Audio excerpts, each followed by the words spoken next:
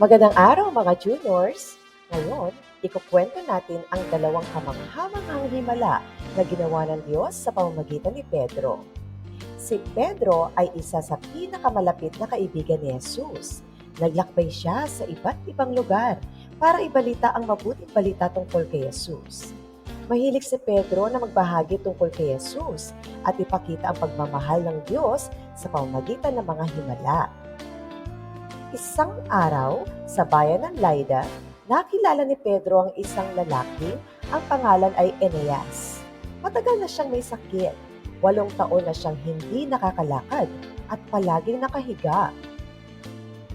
Tiningnan ni Pedro si Eneas at sinabi, "Pinagagaling ka ni Jesus, Eneas. Tumayo ka at ayusin mo ang iyong higaan."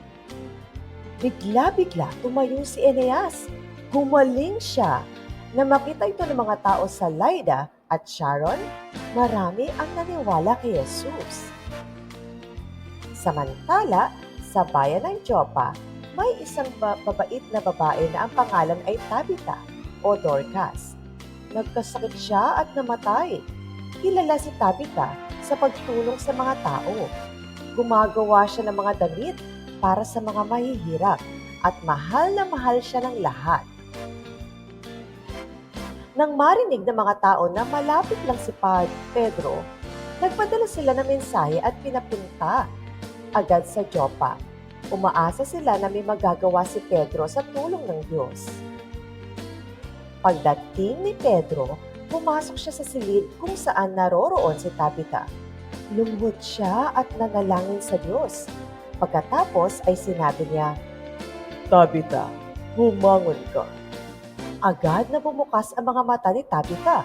Umupo siya at nabuhay muli. Namangha ang lahat na nakakita. Marami pang tao ang naniwala kay Jesus dahil sa himalang ito.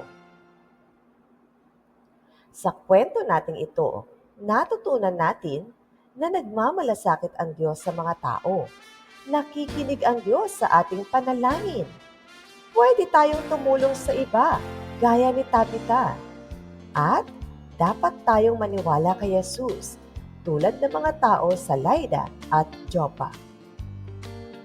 Tandaan natin ang sinabi ni Pedro kay Eneas, "Pinagagaling ka ni Jesucristo." Sinabi yan sa mga Gawa 9:34. Salamat sa panonood at pakikinig. Laging tandaan, makapangyarihan ang Diyos. Created using Powtoon.